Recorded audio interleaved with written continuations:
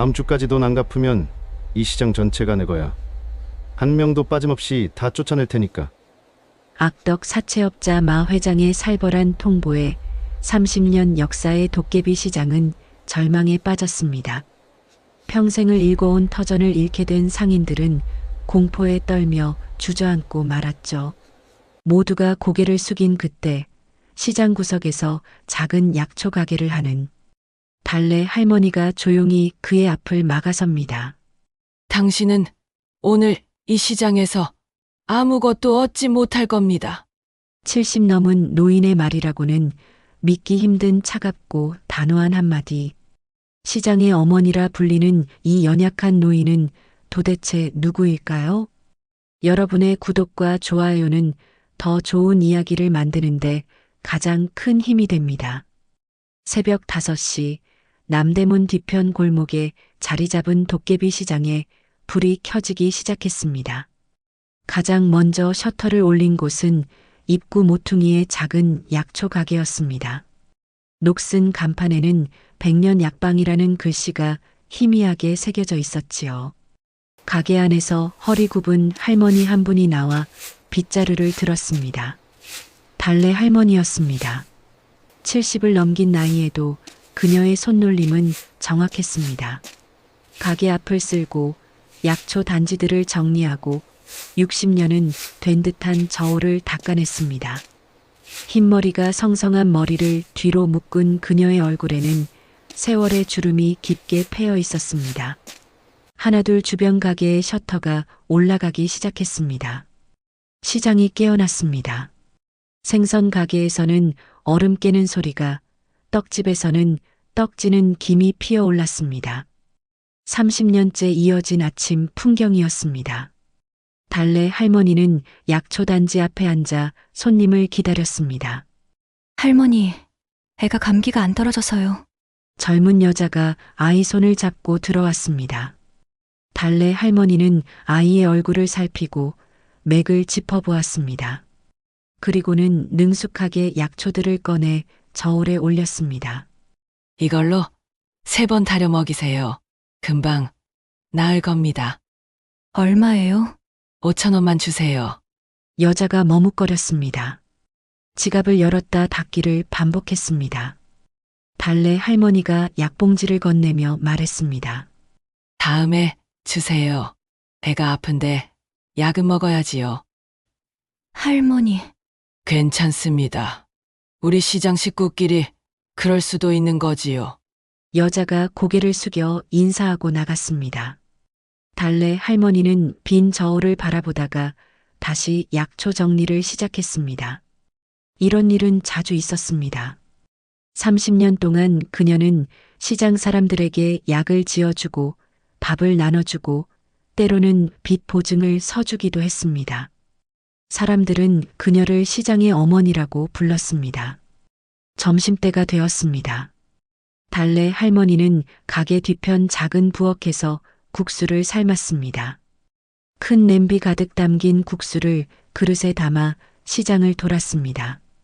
혼자 점심을 해결하기 어려운 노점상들에게 새참을 거르고 일하는 상인들에게 묵묵히 국수를 나눠주었습니다. 오후 3시쯤이었습니다. 시장 입구에 검은색 외제차 2대가 멈춰 섰습니다. 차에서 내린 사람은 60대 후반의 남자였습니다. 비싼 양복을 입었지만 그 안에서 풍기는 분위기는 세련되지 않았습니다. 그의 뒤를 덩치 큰 부하 서너 명이 따랐습니다. 마 회장이었습니다. 그가 시장 안으로 걸어 들어왔습니다. 상인들의 표정이 굳어졌습니다. 몇몇은 고개를 돌려 그를 피했습니다. 시장 안의 공기가 무거워졌습니다. 다들 장사 잘 되시나? 마 회장이 느릿하게 말했습니다. 대답하는 사람은 없었습니다. 그는 천천히 시장을 걸으며 좌판들을 둘러봤습니다. 마치 자신의 소유물을 확인하듯이. 그리고 한 청가상 앞에 멈춰 섰습니다. 박 사장. 이달 이자는 준비했나? 청가상 주인이 긴장한 얼굴로 그를 올려다봤습니다. 그게 조금만 시간을 주시면 벌써 석 달째 밀렸어. 내가 자선사업가로 보이나? 마 회장의 목소리가 낮아졌습니다. 청가상 주인의 얼굴이 창백해졌습니다. 달래 할머니가 약초 가게에서 일어났습니다. 그녀는 천천히 청가상 쪽으로 걸어왔습니다. 구부정한 걸음걸이였지만 멈추지 않았습니다. 박 사장님은 성실한 분입니다. 시간을 좀 더 드리시지요. 달래 할머니가 차분하게 말했습니다. 마 회장이 그녀를 내려다봤습니다. 입가에 비웃음이 번졌습니다. 할머니는 누구신데 남의 거래에 끼어드나? 저도 이 시장 사람입니다. 시장 사람. 할머니도 내 돈 빌려 쓴 사람 중 하나 아닌가? 달래 할머니는 대답하지 않았습니다. 다만 마 회장을 똑바로 바라보았습니다. 그 시선에는 두려움이 없었습니다. 이상했습니다. 시장의 다른 모든 사람들은 마 회장을 보면 고개를 숙였습니다. 눈을 피했습니다. 하지만 이 노인은 달랐습니다. 70이 넘은 할머니의 눈빛이라고 보기에는 지나치게 차갑고 날카로웠습니다. 마 회장이 불편한 기분을 느꼈습니다. 하지만 곧 코웃음을 쳤습니다. 한낱 시장 약초상 할머니일 뿐이었으니까요. 좋아. 다들 잘 들어. 다음 주까지 돈 안 갚으면 이 시장 전체가 내 거야. 그땐 한 명도 빠짐없이 다 쫓아낼 테니까. 그가 돌아섰습니다. 부하들이 뒤를 따랐습니다. 검은 차들이 시끄러운 엔진 소리를 내며 떠났습니다. 시장이 조용해졌습니다. 청가상 주인이 무너지듯 좌판 위에 주저앉았습니다. 다른 상인들도 절망에 찬 얼굴로 고개를 떨구었습니다. 누군가 작게 울먹이는 소리가 들렸습니다. 이제 정말 끝이네요. 중얼거림이 시장 안을 떠돌았습니다. 달래 할머니만이 마 회장이 사라진 방향을 응시하고 있었습니다. 그녀의 눈빛은 더욱 차가워졌습니다. 저녁이 되었습니다. 상인들이 하나둘 가게 문을 닫았습니다. 평소보다 일찍 셔터를 내리는 가게들이 많았습니다. 시장 안에 활기가 없었습니다. 절망이 공기처럼 무겁게 깔려 있었습니다. 달래 할머니는 여전히 약초 가게에 앉아 있었습니다. 희미한 전등 불빛 아래에서 그녀는 낡은 수첩 하나를 꺼냈습니다. 수첩을 펼치자 빼곡한 글씨들이 나타났습니다. 날짜들이었습니다. 30년 전부터 기록된 날짜들과 이름들, 그리고 숫자들이었습니다. 달래 할머니의 손가락이 한 이름 위에 멈췄습니다. 마진수, 마 회장의 본명이었습니다. 그녀는 천천히 수첩을 덮었습니다. 그리고 가게 안쪽 벽에 걸린 액자를 바라봤습니다. 20대 청년의 졸업사진이었습니다. 밝게 웃고 있는 청년의 모습이었습니다. 이제 다 끝나간다. 달래 할머니가 작은 목소리로 말했습니다. 그녀의 눈에서 30년 묵은 슬픔과 분노가 동시에 타올랐습니다. 주름진 손이 가볍게 떨렸습니다. 하지만 그 떨림은 두려움이 아니었습니다. 달래 할머니는 마지막으로 가게 문을 닫고 액자를 한 번 더 쓰다듬은 뒤 뒷문으로 사라졌습니다. 어둠 속에서 도깨비 시장은 숨을 죽이고 있었습니다. 폭풍 전야의 고요함이었습니다. 그날 밤 달래 할머니는 시장 뒤편 허름한 단칸방으로 돌아가지 않았습니다. 그녀는 택시를 타고 강남으로 향했습니다. 구부정했던 허리가 조금씩 펴졌습니다. 느렸던 걸음이 빨라졌습니다. 택시가 청담동 한복판에 멈춰 섰을 때 그녀는 이미 다른 사람이 되어 있었습니다. 고급 주상복합 아파트였습니다. 달래 할머니가 로비로 들어섰습니다. 경비원이 공손하게 인사했습니다. 어서 오십시오, 사장님.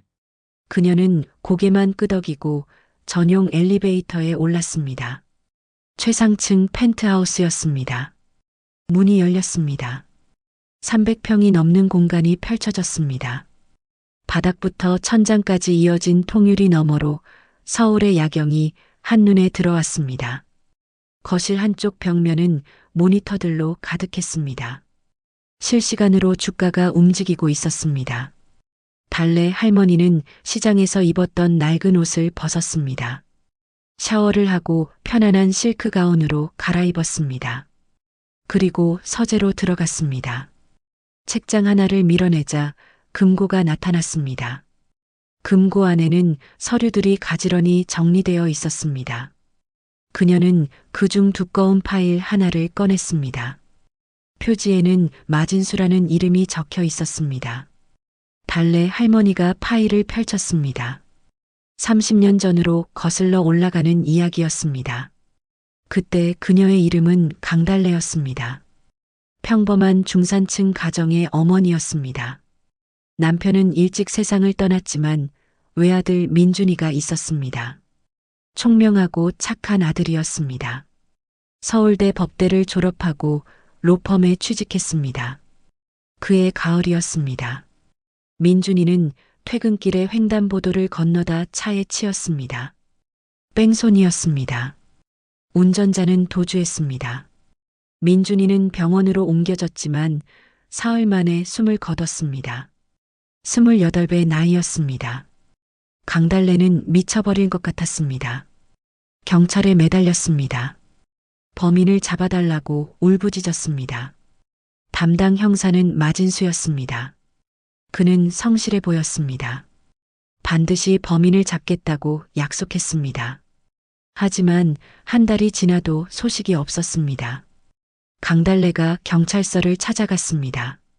마진수는 난처한 얼굴로 말했습니다. 죄송합니다. 증거가 부족해서요. CCTV가 있었잖아요. 차량 번호도 나왔다고 하셨잖아요. 그게 화질이 안 좋아서 확실하지가 않습니다. 거짓말이었습니다. 강달래는 본능적으로 알았습니다. 뭔가 잘못되었다는 것을, 무언가 숨겨지고 있다는 것을 그녀는 스스로 움직이기 시작했습니다. 사고 현장 주변 상가들을 돌며 CCTV 영상을 구했습니다. 목격자를 찾았습니다. 그리고 마침내 진실을 알게 되었습니다. 범인은 재벌 3세였습니다. 대한민국 10대 재벌 중 하나인 대신그룹 회장의 손자였습니다. 사고 당시 술에 취해 있었습니다. 무면허 운전이었습니다. 강달래는 증거를 들고 다시 경찰서로 갔습니다. 마진수는 그녀를 작은 방으로 불렀습니다. 그리고 낮은 목소리로 말했습니다. 강 여사님, 그만 포기하세요. 무슨 말씀이세요? 상대가 누군지 아시잖아요. 대신그룹입니다. 우리가 어떻게 손을 대겠어요? 그래도 사람을 죽였는데요. 강달래가 소리쳤습니다. 마진수가 주변을 둘러보며 그녀를 제지했습니다.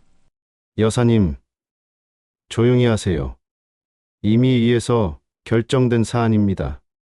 증거 불충분으로 종결됩니다. 증거가 여기 있잖아요. 강달래가 서류를 내밀었습니다. 마진수는 그것을 받지도 않았습니다. 그 증거들은 법정에서 인정받기 어렵습니다. 그리고 마진수가 잠시 망설이더니 말했습니다. 솔직히 말씀드리면 대신그룹 측에서 합의금을 제시했습니다. 5억입니다. 나쁘지 않은 금액 아닙니까? 강달래의 온몸이 얼어붙었습니다. 제 아들 목숨값이 5억이라는 겁니까? 그런 뜻이 아니라 당신네들 다 돈 받았군요. 경찰이, 형사가 돈 받고 사건을 묻으려는 거군요. 마진수의 얼굴이 굳어졌습니다. 말 조심하세요. 명예훼손으로 고소할 수도 있습니다. 하세요. 고소하세요. 저도 이 일을 세상에 알릴 겁니다. 강달래가 문을 박차고 나갔습니다. 하지만 세상은 달래의 편이 아니었습니다. 언론은 침묵했습니다. 변호사들은 거액을 요구했습니다. 검찰은 경찰의 결정을 존중한다며 기소를 거부했습니다. 시민단체에 도움을 청했지만 대신그룹의 압력이 두려워 모두 고개를 저었습니다. 강달래는 혼자였습니다. 그녀는 대신그룹 본사 앞에서 1인 시위를 했습니다. 피켓을 들고 진실을 외쳤습니다. 경비원들이 그녀를 끌어냈습니다. 경찰이 와서 그녀를 연행했습니다. 석 달이 지났습니다. 강달래는 지쳐갔습니다. 잠을 잘 수 없었습니다. 밥을 먹을 수 없었습니다. 거울을 보니 백발이 되어 있었습니다.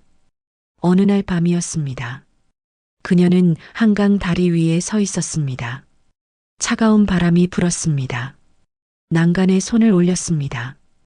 이대로 아들에게 가고 싶었습니다. 그때였습니다. 민준이의 목소리가 들리는 것 같았습니다. 엄마, 아직 안 돼요. 강달래가 멈췄습니다. 엄마가 이렇게 끝나면 저는 억울해요. 그 사람들은 아무 벌도 받지 않고 잘 살아요. 눈물이 흘러내렸습니다. 엄마, 복수해 주세요. 강달래는 난간에서 손을 뗐습니다. 뒤로 물러섰습니다. 그리고 결심했습니다. 살기로, 복수하기로. 달래 할머니가 파일을 넘겼습니다. 다음 페이지에는 은행 통장 사본이 있었습니다. 30년 전 통장이었습니다. 민준이의 사망보험금 2억 원이 입금되어 있었습니다. 그것이 시작이었습니다. 강달래는 도서관으로 갔습니다. 경제서적을 읽었습니다. 주식 투자를 공부했습니다. 밤낮 없이 기업 재무제표를 분석했습니다. 60이 넘은 나이에 배움은 쉽지 않았습니다. 하지만 그녀에게는 이유가 있었습니다. 복수라는 이유가. 그녀는 2억 원으로 주식 투자를 시작했습니다. 처음에는 실패했습니다. 돈을 잃었습니다. 하지만 포기하지 않았습니다. 다시 공부하고 다시 투자했습니다. 조금씩 수익이 났습니다. 1년 후 2억이 3억이 되었습니다. 2년 후 3억이 10억이 되었습니다. 그녀는 부동산에도 투자했습니다. 부동산이 오르기 시작할 시기를 정확히 예측했습니다. 10억이 100억이 되었습니다. 5년 후 100억이 1000억이 되었습니다. 10년 후 1000억이 조 단위가 되었습니다. 강달래는 어느새 대한민국 주식시장의 전설이 되어 있었습니다. 하지만 아무도 그녀를 본 적이 없었습니다. 그녀는 철저히 모습을 숨겼습니다. 대리인을 통해서만 거래했습니다. 사람들은 그녀를 명동의 유령이라 불렀습니다. 보이지 않지만 시장을 움직이는 존재. 달래 할머니가 파일을 계속 넘겼습니다. 그 사이 그녀는 복수 대상들을 추적했습니다. 뺑소니 범인이었던 재벌 3세는 외국으로 도망쳤습니다. 아버지의 힘으로 미국에서 편하게 살고 있었습니다. 대신그룹은 더욱 거대해졌습니다. 그리고 마진수. 그는 경찰을 그만뒀습니다. 대신그룹으로부터 받은 돈으로 사채업을 시작했습니다. 악덕 고리대 금업자가 되었습니다. 수많은 사람들을 파산시키고 거액을 벌어들였습니다. 15년 전 강달래는 마진수의 움직임을 포착했습니다. 그는 서울 곳곳의 전통시장들을 타깃으로 삼고 있었습니다. 상인들에게 고리대금을 빌려주고 빚을 눈덩이처럼 불린 뒤 시장을 통째로 집어삼키는 수법이었습니다. 이미 세 곳의 시장이 그의 손에 넘어갔습니다. 그리고 3년 전 마진수가 도깨비 시장을 노리기 시작했다는 정보를 입수했습니다. 강달래는 결정했습니다. 이곳에서 끝내기로, 30년간 준비한 복수를 이 시장에서 완성하기로. 그녀는 달래 할머니로 변장하고 도깨비 시장에 들어왔습니다. 작은 약초 가게를 열었습니다. 평범한 시장 상인으로 살았습니다. 마진수를 가까이서 지켜봤습니다. 그가 상인들을 어떻게 파멸시키는지, 어떻게 빚에 덫을 놓는지 관찰했습니다. 그리고 그 모든 과정을 기록했습니다. 동시에 그녀는 움직였습니다. 마진수가 대출을 받은 은행들의 주식을 사들였습니다. 조용히 그러나 확실하게 최대 주주 자리를 차지해 갔습니다. 마진수가 거래하는 부동산 회사들을 인수했습니다. 그의 자산을 추적했습니다. 3년 동안 그물을 쳤습니다. 이제 그물이 완성되었습니다. 달래 할머니가 파일을 덮었습니다. 그녀는 통유리 앞으로 걸어갔습니다. 서울의 불빛들이 반짝였습니다. 저 어딘가에 도깨비 시장이 있었습니다. 저 어딘가에 마진수가 있었습니다. 다음 주면 끝이다. 달래 할머니가 중얼거렸습니다. 그녀의 눈빛이 차갑게 빛났습니다. 30년 묵은 분노가 타올랐습니다. 하지만 그 불길은 통제되고 있었습니다. 계산되고 계획된 분노였습니다. 책상 위에 놓인 액자가 보였습니다. 민준이의 사진이었습니다. 시장 가게에 있는 것과 똑같은 사진이었습니다. 달래 할머니가 액자를 들어 올렸습니다. 그리고 조용히 말했습니다. 조금만 기다려. 엄마가 끝낼게. 펜트하우스는 고요했습니다. 하지만 그 고요함 속에는 폭풍이 숨어 있었습니다. 30년 동안 준비된 완벽한 복수의 폭풍이 일주일이 흘렀습니다. 도깨비 시장은 죽음을 앞둔 환자처럼 조용했습니다. 상인들은 좌판을 펼쳤지만 활기가 없었습니다. 손님을 맞아도 웃음이 나오지 않았습니다. 모두가 알고 있었습니다. 오늘이 마지막 날이라는 것을. 달래 할머니는 평소처럼 새벽에 가게 문을 열었습니다. 약초 단지를 정리하고 저울을 닫고 가게 앞을 쓸었습니다. 마치 아무 일도 없는 것처럼 보였습니다. 하지만 그녀의 손에 쥐어진 휴대전화는 계속해서 진동했습니다. 문자 메시지들이었습니다. 은행 측 준비 완료. 법무법인 대기 중. 서류 검토 완료. 문제 없음. 달래 할머니는 조용히 메시지들을 확인했습니다. 그리고 답장을 보냈습니다. 예정대로 진행. 오전 10시였습니다. 검은색 외제차들이 시장 입구에 나타났습니다. 이번에는 5대였습니다. 차에서 내린 것은 마진수와 그의 부하들, 그리고 양복을 입은 남자들이었습니다. 변호사들과 법무사들이었습니다. 마진수의 얼굴에는 승리의 미소가 걸려 있었습니다. 다들 모여. 그가 시장 안으로 들어서며 소리쳤습니다. 상인들이 하나둘 모여들었습니다. 불안한 얼굴들이었습니다. 누군가는 울먹였습니다. 누군가는 주먹을 쥐었다가 폈습니다. 마진수가 시장 한가운데 섰습니다. 그의 뒤로 부하들이 도열했습니다. 마치 왕과 그의 신하들 같았습니다. 다들 잘 들어. 오늘이 마감일이야. 마진수가 천천히 말을 시작했습니다. 빚 갚을 사람? 아무도 대답하지 않았습니다. 모두 고개를 숙였습니다. 아무도 없군. 그럼 예정대로 진행하겠어. 마진수가 손짓했습니다. 변호사 중 한 명이 앞으로 나와 서류 뭉치를 펼쳤습니다. 여러분께 빌려드린 대출금의 총액은 32억 원입니다. 원금과 이자를 합치면 현재 48억 원이 되었습니다. 변호사가 기계적인 목소리로 읽어내려갔습니다. 채무 불이행에 따라 담보로 잡힌 모든 점포와 자산은 채권자인 마진수 씨에게 귀속됩니다. 오늘 오후부터 강제 집행에 들어갑니다. 상인들 사이에서 탄식이 흘러나왔습니다. 마진수가 만족스러운 표정으로 시장을 둘러봤습니다. 30년 된 낡은 시장이었습니다. 하지만 그의 눈에는 황금으로 보였습니다.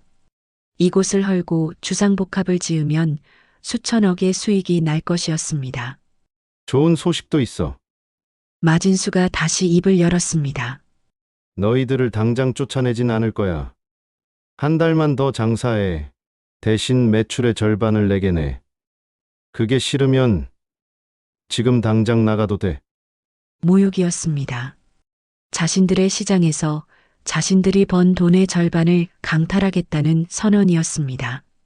상인들의 얼굴이 붉어졌습니다. 분노가 끓어올랐습니다. 하지만 아무도 항의하지 못했습니다. 힘이 없었으니까요. 할 말 없지. 그럼 각자 점포로. 할 말 있습니다. 차분한 목소리가 들렸습니다. 모두가 돌아봤습니다. 달래 할머니가 약초 가게에서 나와 걸어오고 있었습니다. 여전히 구부정한 걸음걸이였습니다. 하지만 멈추지 않았습니다. 마진수가 비웃음을 흘렸습니다. 또 할머니시네. 뭐? 할 말이라도? 달래 할머니가 그의 앞에 섰습니다. 그녀는 천천히 고개를 들어 마진수를 똑바로 바라봤습니다. 당신은 오늘 이 시장에서 아무것도 얻지 못할 겁니다. 순간 정적이 흘렀습니다. 마진수가 어이없다는 표정을 지었습니다. 부하들이 킥킥거렸습니다. 변호사들도 서로 눈짓을 주고받았습니다. 할머니, 정신이 온전하신 거 맞아요? 마진수가 손가락으로 자신의 관자놀이를 톡톡 두드렸습니다. 여기 계약서 보여? 법원 판결문도 있어. 이미 다 끝난 일이야. 할머니가 무슨 수로 막는데? 그건 조금 있으면 알게 될 겁니다. 달래 할머니가 차갑게 답했습니다. 마진수의 미소가 사라졌습니다. 무언가 불편한 기분이 들었습니다. 이 노인의 눈빛이 마음에 걸렸습니다. 하지만 그는 곧 고개를 저었습니다. 말도 안 되는 생각이었으니까요. 좋아. 할머니가 무슨 꿍꿍이를 꾸미는지 모르겠지만 현실을 보여주지. 마진수가 다시 변호사들에게 손짓했습니다. 계약서 낭독 계속해. 변호사가 다시 서류를 펼쳤습니다. 한 점포씩 소유권 이전 내용을 읽어 내려가기 시작했습니다. 청가상, 생선가게, 떡집, 철물점. 하나하나 이름이 불릴 때마다 상인들의 얼굴이 일그러졌습니다. 달래 할머니는 묵묵히 서서 그 광경을 지켜봤습니다. 낭독이 끝났습니다. 이상으로 계약 내용 확인을 마치겠습니다. 이해 있으신 분? 변호사가 물었습니다. 아무도 대답하지 않았습니다. 마진수가 활짝 웃었습니다. 좋아. 그럼 이제 진짜 주인이 누군지 보여주지. 그가 주머니에서 담배를 꺼내 입에 물었습니다. 부하 중 한 명이 재빨리 불을 붙여주었습니다. 마진수는 담배 연기를 깊이 들이마셨다가 천천히 내뱉었습니다. 오늘부터 이 시장 내 거야. 너희들은 내 소유물이고. 그가 담배를 바닥에 던졌습니다. 그리고 발로 밟아 비볐습니다. 시장 바닥에 담배꽁초가 으깨졌습니다. 모욕의 표시였습니다. 각자 점포 정리해. 1시간 안에 목록 작성해서 제출하라고. 안 그러면 마진수가 말을 멈추고 주변을 둘러봤습니다. 용역 불러서 싹 다 쓸어버릴 거야. 상인들이 절망에 빠진 얼굴로 흩어지기 시작했습니다. 몇몇은 흐느꼈습니다. 30년을 일군 터전이 하루아침에 무너지는 순간이었습니다. 마진수는 승리감에 도취되어 있었습니다. 그는 자신의 뒤에 거대한 은행이 있다는 것을 알고 있었습니다. 변호사들이 있었습니다. 법이 자신의 편이었습니다. 돈이 있었습니다. 힘이 있었습니다. 아무도 자신을 막을 수 없었습니다. 할머니도 가봐요. 약초나 챙기시고. 마진수가 달래 할머니를 향해 손을 흔들었습니다. 마치 파리를 쫓듯이 달래 할머니는 움직이지 않았습니다. 후회하실 겁니다. 그녀가 조용히 말했습니다. 뭐, 당신이 오늘 여기서 한 모든 것을 후회하게 될 겁니다. 아주 곧. 마진수가 짜증스러운 표정을 지었습니다. 할머니, 이제 정말 귀찮게 구시네. 야, 저분 모시고 나가드려. 부하 2명이 달래 할머니에게 다가갔습니다. 그녀의 팔을 잡으려 했습니다. 바로 그때였습니다. 시장 입구에서 자동차 소리가 들렸습니다. 여러 대였습니다. 마진수가 고개를 돌렸습니다. 검은색 세단들이 줄지어 들어오고 있었습니다. 고급 차들이었습니다. 그의 차들보다 훨씬 비싼 차들이었습니다. 차들이 멈춰 섰습니다. 문이 열렸습니다. 양복을 입은 사람들이 내렸습니다. 마진수의 부하들과는 차원이 달랐습니다. 세련되고 정갈하고 날카로워 보이는 사람들이었습니다. 그들 중 한 명이 앞으로 나왔습니다. 50대 중반의 남자였습니다. 명함을 꺼내 마진수에게 건넸습니다. 법무법인정도 대표 변호사 박정호입니다. 마진수가 명함을 받아들었습니다. 그의 얼굴이 굳어졌습니다. 법무법인 정도 대한민국 3대 로펌 중 하나였습니다. 무슨 일로? 저희 의뢰인을 대리하여 왔습니다. 박정호 변호사가 달래 할머니를 향해 고개를 숙였습니다. 회장님, 모든 준비가 완료되었습니다. 순간 시간이 멈춘 것 같았습니다. 마진수가 멍하니 달래 할머니를 바라봤습니다. 상인들도 얼어붙었습니다. 회장님? 달래 할머니가 천천히 입을 열었습니다. 시작하세요. 그녀의 목소리는 더 이상 떨리지 않았습니다. 구부정했던 허리가 조금씩 펴지기 시작했습니다. 폭풍이 몰려오고 있었습니다. 회장님? 마진수가 어리둥절한 표정으로 중얼거렸습니다. 상인들도 서로를 바라봤습니다. 무슨 일이 벌어지는지 이해할 수 없었습니다. 시장에서 3년 동안 함께 살았던 달래 할머니가 대한민국 최고 로펌 변호사들에게 회장님이라 불리고 있었습니다. 달래 할머니가 천천히 허리를 폈습니다. 구부정했던 등이 곧게 섰습니다. 주름진 얼굴은 그대로였지만 그 안에서 뿜어져 나오는 기운이 달랐습니다. 더 이상 약한 노인이 아니었습니다. 박정호 변호사가 고개를 숙이고 서류 가방을 열었습니다. 두꺼운 파일들이 나왔습니다. 그는 첫 번째 파일을 마진수 앞에 놓았습니다. 마진수 씨, 귀하께서는 이 시장 인수를 위해 신한은행에서 200억, 우리은행에서 200억, 하나은행에서 200억, 총 600억 원을 대출받으셨습니다. 박정호 변호사가 서류를 펼치며 말했습니다. 맞습니다. 그게 어쨌다는 저희 의뢰인께서 지난 3년간 해당 은행들의 주식을 매입하셨습니다. 변호사가 다음 페이지를 넘겼습니다. 신한은행 지분 14.2%, 우리은행 지분 12.8%, 하나은행 지분 15.1%, 세 은행 모두 저희 의뢰인께서 최대 주주이십니다. 마진수의 얼굴에서 핏기가 사라졌습니다. 그게 무슨 쉽게 말씀드리면 마진수 씨가 돈을 빌린 은행의 주인이 바로 저분이십니다. 박정호 변호사가 달래 할머니를 가리켰습니다. 시장이 술렁였습니다. 상인들이 입을 벌렸습니다. 믿을 수 없다는 표정들이었습니다. 달래 할머니가 한 걸음 앞으로 나왔습니다. 마진수. 그녀가 그의 이름을 불렀습니다. 더 이상 존댓말이 아니었습니다. 30년 전을 기억하는가? 마진수가 그녀를 빤히 쳐다봤습니다. 뭔가 익숙한 느낌이 들었습니다. 하지만 기억이 나지 않았습니다. 뺑소니 사고. 강민준. 28살 청년. 달래 할머니의 목소리가 차갑게 가라앉았습니다.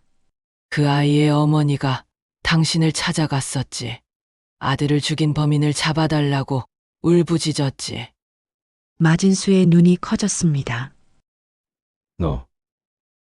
너는 강달래. 그래. 나다.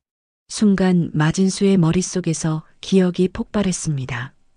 30년 전 경찰서로 매일같이 찾아오던 중년 여자, 아들의 사진을 들고 울던 여자, 자신에게 무릎 꿇고 애원하던 여자, 그 여자가 지금 눈앞에 서 있었습니다.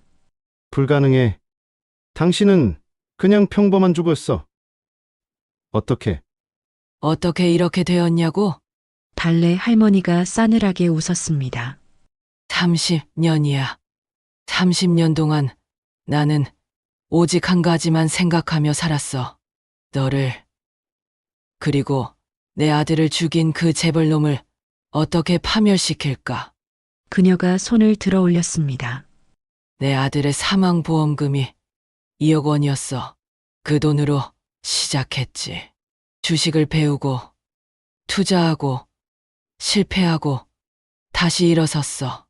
1년이 지나자 3억이 되었고, 2년이 지나자 10억이 되었어. 달래 할머니의 눈빛이 타올랐습니다.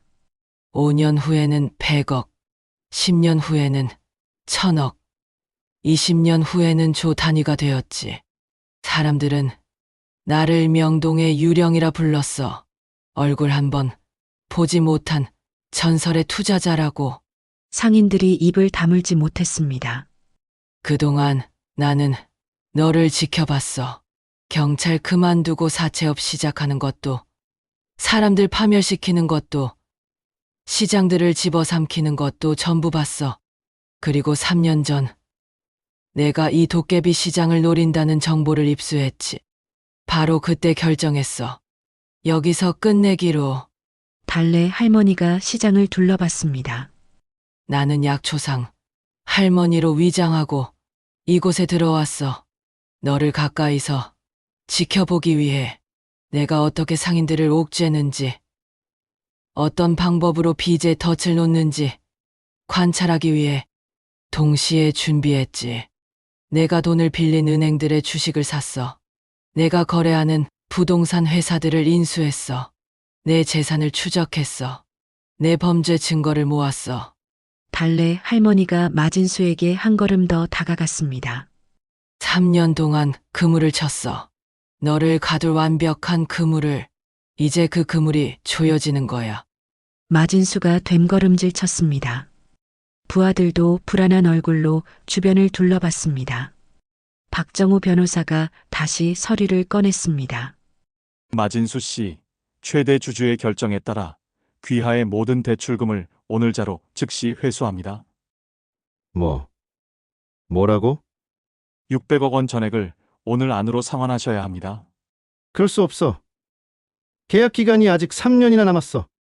계약서 17조 사망을 확인하시기 바랍니다. 채권자가 채무자의 신용도에 중대한 문제가 있다고 판단할 경우 사전 통보 없이 대출금 전액을 즉시 회수할 수 있습니다. 박정우 변호사가 다른 서류를 펼쳤습니다. 귀하의 사채업이 불법 고리대금업으로 밝혀졌습니다. 지난 15년간 평균 연 이자율 42%로 대출을 실행했습니다. 법정 최고 이자율은 20%입니다.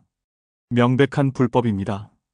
또한 폭력 조직을 동원한 불법 추심, 협박, 사기, 횡령 등 총 13건의 형사범죄가 확인되었습니다. 서류들이 계속 쏟아졌습니다. 마진수의 얼굴이 창백해졌습니다. 그의 인생이 한 장 한 장 폭로되고 있었습니다. 600억. 그런 돈 어디서 구해? 구하지 못하시겠죠? 박정우 변호사가 차갑게 말했습니다. 따라서 귀하의 모든 자산을 압류합니다. 부동산 12건, 차량 5대, 예금 80억 원, 주식 30억 원, 총 자산 320억 원을 즉시 압류합니다. 안 돼! 마진수가 소리쳤습니다. 법적으로 문제 없습니다. 이미 법원 승인을 받았습니다. 박정우 변호사가 법원 문서를 보여주었습니다. 마진수가 무너졌습니다. 무릎이 꺾였습니다. 그리고 하나 더 있습니다. 달래 할머니가 말했습니다. 30년 전 뺑소니 사건. 너는 재벌가로부터 5억 원을 받고 사건을 은폐했지. 마진수가 고개를 번쩍 들었습니다. 증거가 없어. 그건 증명할 수 없어. 증거가 없다고. 달래 할머니가 또 다른 파일을 꺼냈습니다. 사고 현장 CCTV 원본 차량 번호가 선명하게 나와 있어.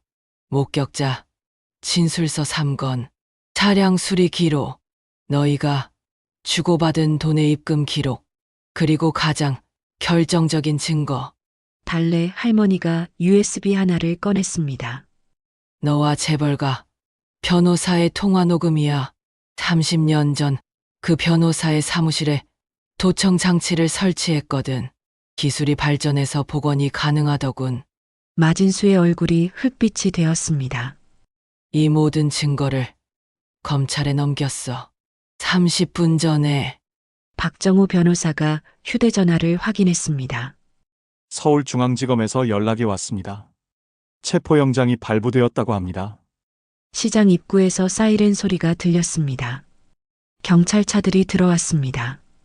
여러 대였습니다.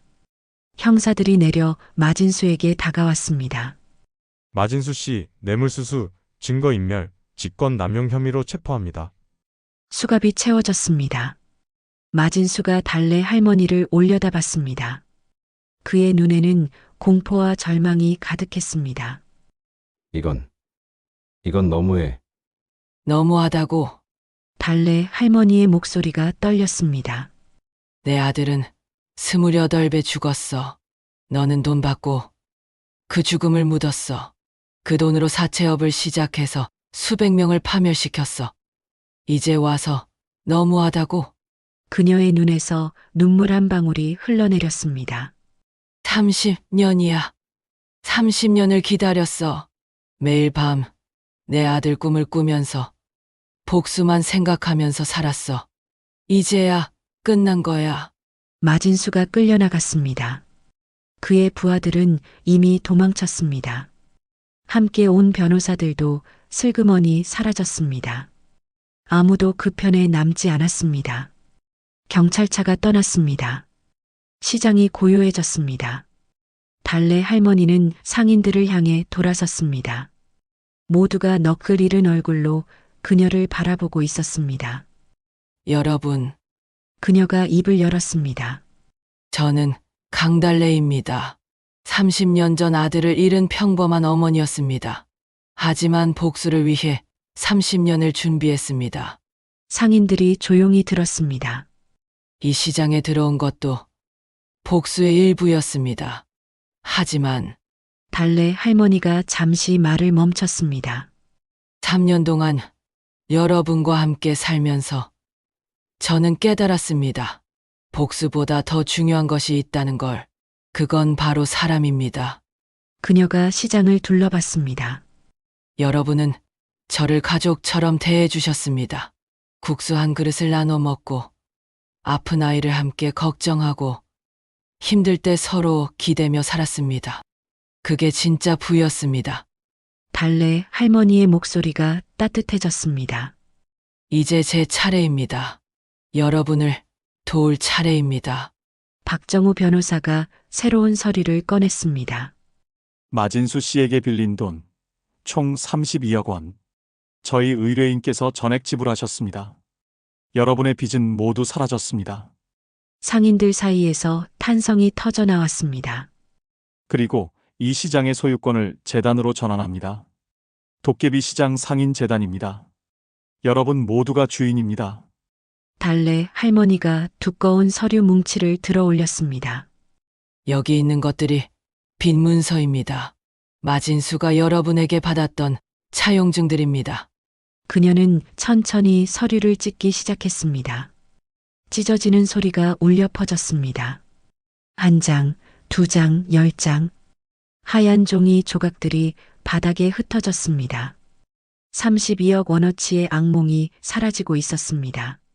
이제 여러분은 자유입니다. 달래 할머니가 마지막 종이를 찢으며 말했습니다. 침묵이 흘렀습니다. 그리고 누군가 울음을 터뜨렸습니다. 청과상 주인이었습니다. 그는 바닥에 주저앉아 흐느꼈습니다. 기쁨의 눈물이었습니다. 감사합니다. 정말 감사합니다. 다른 상인들도 하나둘 울기 시작했습니다. 30년 동안 쌓였던 걱정과 두려움이 눈물과 함께 흘러내렸습니다. 상인들이 달래 할머니에게 다가왔습니다. 그녀의 손을 잡았습니다. 껴안았습니다. 할머니, 고맙습니다. 정말 고맙습니다. 달래 할머니도 그들을 안아주었습니다. 그녀의 눈에서도 눈물이 흘렀습니다. 하지만 이번에는 슬픔의 눈물이 아니었습니다. 그날 저녁 시장에는 축제가 벌어졌습니다. 상인들이 음식을 내왔습니다. 떡, 과일, 생선, 국수, 각자 가진 것을 꺼내 나눴습니다. 아이들이 뛰어놀았습니다. 웃음소리가 터져 나왔습니다. 달래 할머니는 약초 가게에 앉아 그 모습을 바라봤습니다. 그녀는 가게 안쪽 벽에 걸린 액자를 내렸습니다. 민준이의 사진이었습니다. 아들아, 그녀가 사진을 쓰다듬으며 속삭였습니다. 엄마가 약속 지켰어. 엄마가 복수했어. 내 원수를 갚았어. 눈물이 흘러내렸습니다. 이제 엄마도 쉴 수 있을 것 같아. 밖에서 웃음소리가 들렸습니다. 달래 할머니가 고개를 들었습니다.